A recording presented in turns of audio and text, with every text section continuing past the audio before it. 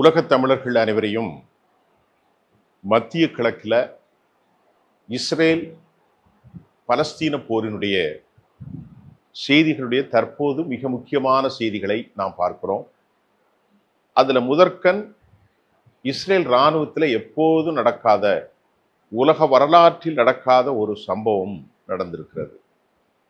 இரண்டாவது, மிக முக்கியமாக இஸ்ரேலில் பெஞ்சமின் நெத்தன்யாகுவுக்கு எதிராக ஒரு இராணுவ புரட்சி ஒன்றை மேற்கொள்ளப்படும் என்கின்ற தகவல்கள் கசிந்தது மட்டுமல்ல, குற்றம் சாட்டப்பட்ட ஐடிஎஃப் வீரருக்கும் பிரதம மந்திரி பெஞ்சமின் நெத்தன்யாகுவுடைய மகன் யாயிருக்கும் இடையே கை கலப்புக்கு செல்லக்கூடிய ஒரு நிலையில் இஸ்ரேல் இராணுவத்தின் மிக முக்கியமாக நிலைகள் போய்கொண்டிருப்பதை டைம்ஸ் ஆஃப் இஸ்ரேல் தன் செய்தியிலே சுட்டி காட்டுகிறது.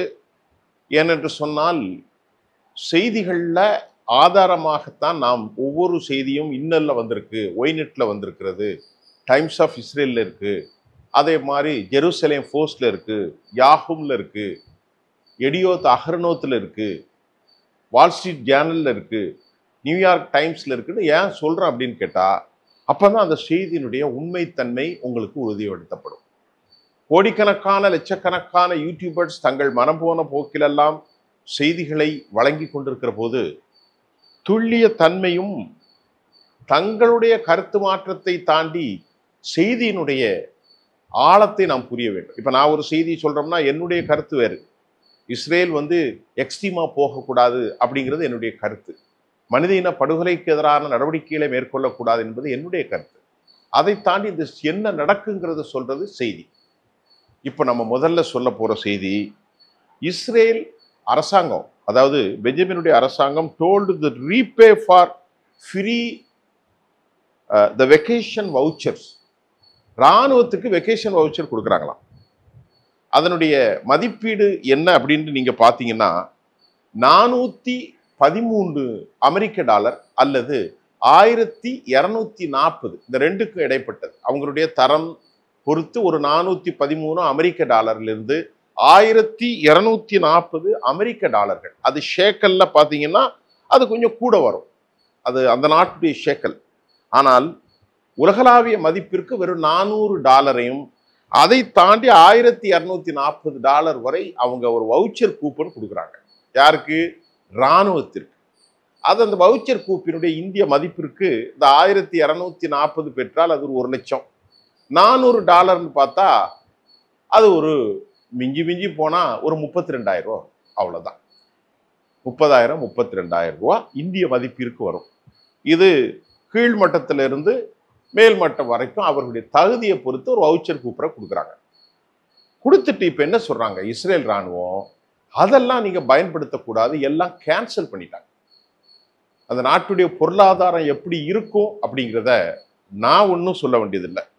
அந்த செய்தியில ஐடிஎஃப் இதற்கு மன்னிப்பு கோருகிறது. ஐடிஎஃப்னா இஸ்ரேல் டிஃபென்ஸ் ஃபோர்ஸினுடைய தலைமை இராணுவ வீரர்களிடத்திலே மன்னிப்பு கோருகிற செய்தியும் தற்போது நமக்கு வந்திருக்கிறது மட்டுமல்ல, அவர்களுக்குள் ஒரு பெரும் விமர்சனங்களும் குழப்பங்களும், ஏன் நமக்கு கொடுத்த வவுச்சரை இஸ்ரேல் இராணுவம் அதை வித்ட்ரா பண்ணணும் என்கின்ற மன அதிருப்தியும் நடந்திருப்பதாகவும் கூட செய்திகள் வந்திருக்கிறது. ஏற்கனவே பாதிக்கப்பட்ட நிலையில் நெத்தனியாகுடைய மோசமான முடிவுகளாக இது பார்க்கப்படும் என்றும், அதே நேரம் ட்ரூப்ஸுகள், அதாவது ரீகால்குலேட்டட் ஆஸ்க்டு டு கான்டாக்ட் அப்படிங்கிற ஒரு செய்தியும் வந்திருக்கிறது. இது மட்டும் இல்லாம டைம்ஸ் ஆஃப் இஸ்ரேலுடைய இந்த செய்தி என்ன சொல்லுகிறதுன்னா, இந்த வவுச்சர் அவங்க எதுக்கு பயன்படுத்துறாங்க அப்படின்னா, ஒரு உணவுப் பொருட்களை போய் ஹோட்டல்ல சாப்பிடுறது, அதாவது இராணுவ வீரர்கள். அது மட்டும் இல்லாம ஒரு பர்ச்சேஸ் பண்றது, ஏதாவது அவர்களுக்கான மனைவிமார்களுக்கு எதுனாலும் சரி. இந்த இந்திய மதிப்பிற்கான 30,000 ரூபாய், இது ஆண்டுக்கு ஒரு முறைதான் என்று நான் நினைக்கின்றேன். அதை பற்றிய டீட்டெயில் நமக்கு இல்லை. இராணுவ வீரர்களுக்கு கொடுத்த வவுச்சரை திருப்பி வாங்கி கொண்டார்கள். அதனுடைய மதிப்பு இந்திய மதிப்புக்கு 32,000 ஒரு 1 லட்சம் வரை இராணுவ வீரர்கள், பிரிகேடியர், கீழ் மட்டத்திலிருந்து மத்திய மட்டத்திலிருந்து உயர்மட்டம் வரைக்கும் கொடுப்பதை வாங்கினதுனால ஐடிஎஃப் அதிருப்தி அடைந்து தலைமை கீழ்நிலை போராளிகளிடத்தில் இராணுவ வீரர்களிடத்தில் கடும் மன்னிப்பு கேட்டிருப்பதையும் apologies for inconveniences IDF letter யாருக்கு எழுதியிருக்கிறாங்க? ட்ரூப்ஸுக்கு letter எழுதிட்டாங்க. apologies for the inconvenience, உங்களுடைய சிரமத்திற்கும் உங்களுடைய மோசமான நிலை ஏற்படுத்தியதற்கும் நாங்கள் மன்னிப்பு கேட்டிருக்கிறோம், கொடுத்ததை திரும்ப வாங்குறது இல்லை அப்படிங்கிற இதை வருந்துகிறேன். அவர்கள் குடும்பத்தின் மிகுந்த பலனை தரக்கூடிய இந்த வவுச்சரை திரும்ப வாங்குறதுக்கு நாங்க ரொம்ப வருத்தப்படுறோம் அப்படின்னு சொல்லிட்டு இருக்கு. இது இல்லாம இது மென்டல் ஸ்ட்ரெஸ்டு. அடுத்த செய்தி, இது அந்த செய்தி அல்ல. காம்பேக்ட் ஜோன்ல மிகப்பெரிய அளவுல ஒரு காம்பேக்ட் ட்ரூப்ஸுக்கள் மத்தியில ஒரு பெரிய ஸ்ட்ரெஸ் ஏற்பட்டிருப்பதாக அடுத்த செய்தி நாளிதழ், முதல்ல இஸ்ரேல் டைம்ஸ் சொல்லிட்டேன், ரெண்டாவது ஹெர்ட்ஸ் நாளிதழ் தெரிவிக்கின்றது. ஏராளமான மென்டல் ஸ்ட்ரெஸ் இருக்கிறது, அதன் மூலமாக ஒரு பெரிய பதட்டம் இருப்பதையும் அவர்கள் சொல்கிறார்கள். இதற்கிடையில நேற்று நடந்த தாக்குதலில் 18 பேர் IDF வீரர்கள் காசாவில் ஒரே தாக்குதலில் 18 பேர் தாக்குதலிலே மரணமடைந்திருக்கிறார்கள். அது மட்டும் இல்லாமல் பலர், அதாவது சொல்ல முடியாத அளவிற்கு உடல் உபாதைகளால் பாதிக்கப்பட்டு தப்பிவிட வேண்டும் என்ற நிலையில் சாப்பருக்காக, அதாவது காப்பாற்றுவதற்காக வரக்கூடிய ஹெலிகாப்டருக்காக காத்திருந்த செய்தியும் நமக்கு கிடைத்திருக்கிறது. அது மட்டும் இல்லாமல் டைம்ஸ் ஆஃப் இஸ்ரேல் மற்றொரு செய்தியில் இவ்வாறு சொல்கிறது, எக்ஸ்டெண்ட் வார், விரிவுபடுத்த போர் காம்பேக்டர்ஸ்ல இது விட்னஸிங் டெத்து, ஏராளமான போர்கள் இறப்பை வழிவகுக்கும் என்றும், அது மட்டும் இல்லாம த லாஸ் ஆஃப் ஃபெல்லோ ட்ரூப்ஸ், இந்த மாதிரியான செய்திகளை எல்லாம் தொடர்கிறது என்பதில் அவர்களை பதட்டத்தில் இருப்பதாகவும் டைம்ஸ் ஆஃப் இஸ்ரேல்ல சொல்லியிருக்கிறது மட்டுமல்ல, 67 சூசைட், அந்த சூசைட் நடந்ததையும் சுட்டி காட்டுகிறது. அவர்களுக்குள் ஏற்படுகிற பலத்திட்டம், ஃபெல்லோஷிப், அதாவது அவர்களுக்குள் இணக்கமாக இருந்தவர்கள் போர்க்களத்துல இறந்து போயிட்டாங்கன்னா எப்படி இருக்கும்? ஒரே ஹட்ல தங்கி இரவு முழுவதும் பேசி காலையில இறந்துருக்கலாம், காலையில பேசி இரவு இறந்து போயிருக்கலாம், அல்லது அடுத்த செகண்ட்ல இறந்திருக்கலாம். கிட்டத்தட்ட 655 நாட்கள்ல ஒவ்வொரு ட்ரூப்ஸும் 3 மாசம் 2 மாசம் கண்டினியூடா ஒரு போர்ல இருக்கிற போது அவர்களுக்கு ஏற்படுகிற மனோவலி, பதட்டம், ஆன்சைட்டி, அச்சம், த பேனிக் கம்ப்ளீட்டா ஏற்பட்டிருக்கிறது என்று டைம்ஸ் ஆஃப் நாளிதழ், டைம்ஸ் ஆஃப் இஸ்ரேல் சொல்லுகிறது. அது மட்டும் இல்லாம ஒரு நியூ வார் உடைய இந்த ஸ்ட்ராட்டஜிக்ல அவங்க எப்படி முன்னெடுக்க போறார்கள் என்பது தெரியவில்லை என்பதையும் ஒத்துமொட்டமாக டைம்ஸ் ஆஃப் இஸ்ரேல், ஹயாம் நாளிதழ் இவர்களெல்லாம் கருத்தை பார்க்கும்போது இராணுவம் உறுதியாக இல்லை, இராணுவம் தப்பிவிட்டால் போதும், ஓடிவிட்டால் போதும் என்ற மனநிலைக்கு இருக்கிறாங்க. சரி, இது ஒரு செய்தி. அடுத்த செய்தியில் என்னன்னா, 70 ஆண்டாம் நடந்திருக்கக்கூடிய பனானா ரிபப்ளிக் என்ற வார்த்தையை பயன்படுத்திய பெஞ்சமின் நெத்தன்யாகுடைய மகன் யாயிர், நான் முதல்ல சொன்னேன், IDF தலைவர் இஸ்ராயேல் ஜமீருடைய தலைமையில் எப்படி லத்தீன் அமெரிக்காவில் நடைபெற்றதை போன்று ஒரு விவகாரத்தை சுட்டி காட்டியிருக்கிறார். நான் அதை சென்று பார்த்தால் லத்தீன் அமெரிக்காவினுடைய இந்த பனானா டெமோக்ரசி, அந்த விவகார ரிபப்ளிக் என்பதை தாண்டி யாயிர் தனது எக்ஸலை வலைத்தளத்தில் IDF வீரர்களை கடுமையாக சாடியிருப்பது பெரும் குவாரலை ஏற்படுத்தி இருக்கிறது.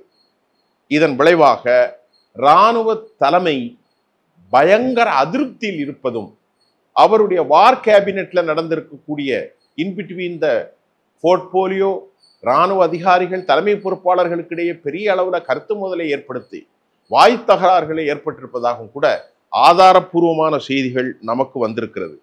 IDF வெர்சஸ் பெஞ்சமின் நெத்தன்யாகுடைய தலைவர் இஸ்ராயேல் ஜமீரிடத்தில் போர் செய்வதற்கு பெஞ்சமின் நெத்தன்யாகு உத்தரவு சொல்கிறார். எக்ஸ்டெண்ட் வார், அதாவது கிடியன் சாரட்டு உடைய தொடர்ச்சியாக நீங்க தொடர்ந்து போராடுங்கள், ஒட்டுமொத்தமாக ஆக்கிரமித்து அழியுங்கள். அமெரிக்கா தான் இதுக்கு ஆலோசனை கொடுத்ததாக நேற்று ஜெருசலேம் போஸ்ட் சொன்ன செய்தியோட இன்னைக்கு என்ன செய்தி வந்திருக்குன்னா, காசாவில கைதிகளை விடுதலை. இப்ப என்ன அதுக்கு அவர் என்ன சொல்றாரு அப்படின்னா, ஒரு இராணுவ தலைவர் சொல்வார் இல்லையா, இங்க பாருங்க, ஒரே நேரத்துல நீங்க வந்து அங்கெல்லாம் வந்து நாம உள்ள போக முடியாது. நம்முடைய வீரர்கள் ஏராளமான, எல்லா செய்தியும் நமக்கு வராது, ஏராளமான பேர் கொல்லப்பட்டு விட்டார்கள், ஏராளம் பேர் அழிவின் விளிம்பில் இருக்கிறார்கள். நிலைமை கிரவுண்ட் ரியாலிட்டி நமக்கு சூட்டபிளா இல்ல. தாக்குதல்கள் நடக்கிறது, கொரில்லா அட்டாக்ஸ் நடக்கிறது. அவர்களை எதிர்த்து போரிடுவதற்கு நம்முடைய வீரர்கள்ட்ட தயக்கம் காணப்படுது. அதனால திடீர்னு போக முடியாது. பாயிண்ட் நம்பர் 1, நீங்க ஆக்கிரமிப்பை அதிகரித்தால் இருக்கக்கூடிய 20 வீரர்களுடைய மக்கள் பிணை கைதிகளுடைய உயிரை காப்பாற்ற முடியாது. Point number 2. மூன்றாவது, சைக்காட்டிக்ஸ், மனோநிலை உளவியல் ரீஹபிலிட்டேஷன், இதெல்லாம் தேவை இருக்கு. நாலாவது, காம்பேட் ஜோன்ல என்னென்ன டிராபேக்ஸ் இருக்குது, டிமெரிட்ஸ் இருக்கிறது என்பதையெல்லாம் அவர் வந்து அந்த வந்து போர்க்கால நடவடிக்கை ஆலோசனை கூட்டத்தில் அவருடைய இந்த காம்பேட் என்னென்ன பிரச்சனைகள் இருக்கிறது சொல்லும்போது டிஃபென்ஸ் இதுல பெரிய முரண் ஏற்பட்டு, அப்பனா நீ வெளியே போயிரு அப்படின்னு சொல்லியிருக்கேன். இது முந்தானத்தை நான் சொல்லிட்டேன். ஒண்ணு, நான் சொன்னதை கேளு, இல்லைன்னா வெளியே போயிரு அப்படின்னு சொல்ல ராணுவ வீரர் உடனே அவர் சொல்றாரு, இஸ்ரேல் கர்ட்ஸ், அவர் தான் இவருக்கு ரெக்கமெண்ட் பண்ணாரு. இஸ்ரேலுடைய டிஃபென்ஸ் மினிஸ்டரும் மற்ற வெளிநாட்டுத்துறை அமைச்சர்கள் யாரு, கிடியன் சார் போன்றவர்கள், இல்லைங்க இஸ்ரேல் சமீர் வந்து அவர் வந்து ஒரு ராணுவ வீரர், அவர் வந்து கிரவுண்ட்ல என்ன இருக்கோ அதை சொல்லிட்டார் அப்படிங்கிறத பெஞ்சமினுக்கு எதிரான கருத்தை டிஃபென்ஸ் மினிஸ்டர் மெதுவாக வைக்கிறார். இப்ப என்ன நினைக்குது, கொஞ்சம் கொஞ்சமாக இல்லை, முழுமையாக மக்களின் எதிர்ப்பு, உலகத்தின் எதிர்ப்பை தாங்கி கொண்டிருந்த பெஞ்சமின் நெத்தன்யாகு யாரை நம்பினார்களோ அந்த குழுக்களிலிருந்து அவர் தனியாக பிரிக்கப்படுகிறார். ஐசோலேட் ஃப்ரம் ஹிஸ் ஓன் என்ன சொல்றது ரிலேஷன்ஷிப்னு சொன்ன மாதிரி அவர்களுக்குள் இரத்த பந்தங்களுக்குள் அவர் நம்பிக்கையான ஒரு கூட்டமைப்புக்குள்ளே இருந்தே அவர் தனித்து விடப்படுகிறார் என்பதை இந்த செய்தி சொல்கிறது. அது மட்டும் இல்லாமல் கான் ரிப்போர்ட் அடுத்த செய்தி என்ன சொல்லுதுன்னா, காசாவில ஒரு பெரிய உருவாக்க போகிறீர்களா, ஒரு பெரிய பொறியை, அதாவது ஒரு டிராப்ல சிக்க வைக்க போகிறீர்கள் என்பதை இஸ்ரேல் சமீர் சொன்னதாக கேன் நியூஸ் அண்ட் செய்தியிலே சொல்லியிருக்கிறது. ஆகவேதான் இந்த பொறியில் சிக்கி நம் வீரர்கள் ஏற்கனவே அழிந்து போனார்கள், இன்னும் அழிந்து கொண்டிருக்கிறார்கள், இனியும் அழிய வேண்டுமா என்ற கேள்வியை கான் நியூஸ் ரிப்போர்ட் சொன்னதாக வந்து இஸ்ரேல் சமீருடைய அந்த டிராப்ல நம்ம சிக்கக்கூட, ஏன்னா அங்க வந்து ஏராளமான பேர்கள் இறந்து கொண்டிருக்கிறார்கள், கொல்லப்பட்டு கொண்டிருக்கிறார்கள், கொரில்லா தாக்குதல்கள் பயங்கரமாக நடக்கின்றது. ஏனால் இழப்பதற்கு எதுவும் இல்லை என்ற லெவல்ல பட்டினி மரணங்கள், ஸ்டார்வேஷன், கிரைம் ஆஃப் ஸ்டார்வேஷன், இப்படி எல்லாம் போய்கிட்டு இருக்கும் போது இனி நாம வந்து எதையும் இழந்தாலும் ஒண்ணும் இல்லை என்ற அளவுக்கு அந்த நாட்டு மக்களும் இராணுவம் அந்த போராளிகளும் சென்ற பிறகு உயிரை காப்பாற்றிக் கொள்வதற்கு எப்படி செல்வான், அதுவும் 18 வயசு 25 வயசு. அதைத்தான் கிரவுண்ட் ரியாலிட்டியில அவர் சொல்றார், இராணுவ தலைவர், இஸ்ரேலுடைய இராணுவ தலைவர். ஆனால் ஏற்றுக்கொள்ள பெஞ்சமின் நெத்தன்யாகு மறுக்கிறார் என்பதை கான் ரிப்போர்ட்ஸ் ரொம்ப தெளிவாக சொல்லியிருக்கிறது. இராணுவம் போரிட தயாரில்லை. அடுத்த செய்தி சேனல் 12. தோழர்களே, இந்த இதெல்லாம் நம்ப போய் நீங்க போய் சர்ச் பண்ணுங்க. Times of Israel, channel 12, Kan News, Hayom, 4 news இப்ப சொல்லியிருக்கேன். இதுக்கு முன்னாடி ஒரு செய்தியும் சொன்னேன். ஆக இப்படி எல்லா செய்திகளும் ஹர்ட்ஸ் வந்து டைம்ஸ் ஆஃப் இஸ்ரேல் வந்து, அது மட்டும் இல்லாமல் இன்னென்ன செய்திகள் எல்லாம் இப்படி வந்து கொண்டிருக்கிறது. இதன் மூலமாக ஒரு பெரும் பிரளயம் ஏற்பட்டிருக்கு என்பதையும் நாம் இங்கே பார்க்கிறோம். அவர் வந்து சொல்லக்கூடாது இல்லையா, லத்தீன் அமெரிக்காவினுடைய ரிப்பப்ளிக்கனுடைய அந்த சந்தேகங்களை ஐடிஎஃப்க்கும் இவர்களுக்கும் இடையே மோதலாக எந்த அரச பதவியிலும் இல்லாத பெஞ்சமின் நெத்தன்யாகுடைய மகன், அனுபவம் இல்லாத யாயிர் சொன்னது தற்போது பெரும் பிரச்சனையாக மாறி இருக்கிறது. அது மட்டும் இல்லாமல் காசாவில் போரில் யூக வகுப்புகள் ஜமீர் வெர்சஸ் நெத்தன்யாகுவுக்குள்ளே ஒரு பெரும் பின்னடைவை ஏற்படுத்தியிருப்பதாக இஸ்ரேலிருந்து வரக்கூடிய எல்லா நாளிதழ்களும் வெளிப்படையாக செய்திகளை விட்டிருக்கிறது. Rift in between, the rift இவர்களுக்கு இடையிலே வெர்சஸ் இஸ்ரேல் சமீர், ஐடிஎஃப் இராணுவ தலைவருக்கும் பெஞ்சமின் நெத்தன்யாகுக்கும் இடையிலே ஒரு பெரும் பிளவு மோதல் ஏற்பட்டிருப்பதை நாம் பார்க்கிறோம். அது மட்டும் இல்லாமல் அந்த செய்தியில கடைசியில சொன்னாரு, ஸ்டெப் பை ஸ்டெப்பா தான் நான் மூவ் பண்ண முடியும், போர் செய்ய முடியும் என்பதையும் வலா நியூஸ் சொல்லுகிறது. வலா நியூஸ் என்ன சொல்லுகிறது இஸ்ரேல்ல? நேர்களே, ஹர்ட்ஸ் நாளிதழ், Times of Israel, Jerusalem Post, Walla News, அது மட்டும் இல்லாம கான் ரிப்போர்ட்ஸ், சேனல் 12 இவ்வளோ செய்தியும் சொல்லுது. பெரிய சண்டை நடந்திருக்கு, மிகப்பெரிய பிரளயம் நடக்கிறது, இராணுவம் போரிட தயாரில்லை என்ற செய்திகளை நாம் உங்களுக்கு தந்திருக்கிறோம்.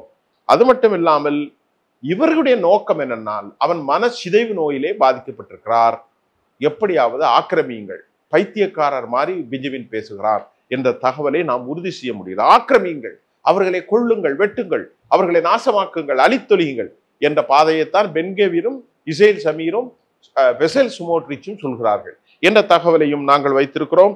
ஆனால் இஸ்ரேல் டிஃபென்ஸ் மினிஸ்டர், இஸ்ரேல் வெளிவிவகாரத்துறை அமைச்சர், இஸ்ரேல் இராணுவ தளபதி அது சாத்தியமில்லை என்று ஏராளமான கருத்துக்களை எடுத்து வைக்கின்ற போது அதை ஏற்க மறுத்து பித்து பிடித்தவர் மாதிரி இவர் பேசுகிற செய்தி நமக்கு வந்திருக்கிறது. காசாவில் நுழைவதற்கு ஐடிஎஃப் அச்சம் தெரிவித்திருப்பதையும் அடுத்த செய்தியில வந்தது அப்படி வாசிக்கிற the heavy casualties among the Israel troops, அதுதான் நேற்று சொன்னேன். ஒரே தாக்குதல்ல 18 பேர் அப்படியே பிளட் ஷேடாட இறந்து போகிற காட்சியை பார்க்க முடிகிறது. இன்னும் பலர் குத்துயிரும் கொலையுருமாக இருக்கிறார்கள். இதெல்லாம் பார்த்தா எப்படி போருக்கு செல்ல முடியும்? 665 நாட்களாக என்பதை கான் ரிப்போர்ட்ஸ் மீண்டும் சொல்லுகிறது. இப்பொழுது கான் நியூஸினுடைய ரிப்போர்ட் மறுபடியும் பெஞ்சமினுடைய ஆபரேஷனை அவர்கள் ஏற்க மறுத்திருக்கிறார்கள் என்ற செய்தி வந்திருக்கிறது. அதே போன்று இறுதியாக ஒரு செய்தி, புதிய காசாவார் ஏற்படுவதற்கு, புதிய நிலைகளில் தாக்குதல் நடத்துவதற்கு ஹிஸ்புல்லா நயீம் காசிம் அவருடைய அறிக்கை வந்திருக்கிறது. நயீம் காசிம் என்ன சொல்லியிருக்கிறார் சொன்னா, அல்-அக்ஸாவில் அவர்கள் நுழைந்தால் ஈரானும் ஹிஸ்புல்லாவும் மறுபடியான தாக்குதலை ஹவுதிகளும் நடத்துவதற்கு தயார் நிலையில் இருக்கிறார்கள். ஏற்கனவே ஹவுதிகள் அன்றைக்கு பென்காவிர் சென்று அந்த டெம்பிள் மவுண்ட்டுக்குள்ள போய் பிரேயர் செஞ்ச உடனே அவர்கள் தாக்குதல் நடத்தினார்கள். அது ஒரு சக்சஸ்ஃபுல் அட்டெம்ப்ட் என்று யஹ்யா சாரியுடைய கருத்தையும் நாம் இங்கே சொல்ல முடிகிறது. அவர் சொல்லிட்டாரு, ஹிஸ்புல்லா ரிஜெக்டட், ஆயுதங்களை கீழே வைப்பதற்கு நாங்கள் எப்பொழுதும் தயாராக இல்லை. அதே போன்று இஸ்ரேலுடைய அல்-அக்ஸா மசூரிக்குள் ஆகஸ்ட் 3ஆம் தேதி நுழைந்தது, பிரார்த்தனை செய்தாரா செய்யவில்லையோ, உள்ளே போய் குழப்பம் வந்ததற்கு பிறகு இஸ்லாமிக் ரெசிஸ்டன்ட் ஆக்சிஸ் மற்றொரு தாக்குதலை இஸ்ரேல் மீது நடத்துவதற்கு தயாராக இருக்கிறார்கள். ஹவுதிகளுடைய press attack, multiple missiles attacks by Houthi, இது வெற்றிகரமான தாக்குதல் என்றும் சொல்லப்பட்டிருக்கிறது. இவ்வளவுதான் புதிய செய்திகள். இந்த செய்திகளோடு எந்த அளவிற்கு பின்னடைவிலே பொருளாதார பின்னடைவு, ஆயுதங்கள் பின்னடைவு, இராணுவ வீரர்கள் பதட்டம், எல்லாவற்றையும் தாண்டி அனைத்து தேசிய செய்திகளும் பெஞ்சமினுக்கு எதிரான செய்தியை வந்திருக்கிறது. இஸ்ரேலுடைய இராணுவ தலைவர் போரிட மறுக்கிறார், வீரர்கள் போரிட மறுக்கிறார்கள். இஸ்ரேல் அவருக்கு நெருக்கமான இஸ்ரேல் கேட்ஸ், கிடியன் சாரா போன்றவர்கள் மாற்று கருத்து. 6-7க்கு மட்டும் channel 12, Jerusalem Post, Kan News, Hayom, அது மட்டும் இல்லாமல் ஹர்ட்ஸ் நாளிதழ், டைம்ஸ் ஆஃப் இஸ்ரேல், இப்படி எல்லாம் செய்திகளும் இவர்களுக்கு எதிராக செய்திகளை வெளியிட்டு கொண்டிருக்கிறது. இதெல்லாம் பார்க்கின்ற போது எல்லாவற்றையும் மறந்து பித்து பிடித்தவன் போல் 2 பேர் 3 பேர் பேசிக்கிட்டு இருக்கிறாங்க. ஆகவே நல்ல செய்திகள் முடிவுக்கு வரப்போகிறது. இந்த படுகொலையை, இந்த தாக்குதல் ஒரு ஸ்ட்ரக்சரல் ஜெனோசைட் என்பதற்கு அவர்களை கன்ஃபஸ் பண்றாங்க. அவர்கள் அதை ஒப்புக்கொள்வதற்கு ஏற்றுக்கொள்ள மறுக்கிறார்கள் என்பதுதான் தற்போது காசா போரில் சிக்குண்டு உயிர் பலி நடந்து கொண்டிருப்பதையும் போரிட இராணுவ வீரர்கள் மறுப்பதும் உண்மை என்ற செய்தியை நாம் உங்களுக்கு தந்திருக்கிறோம். நன்றி.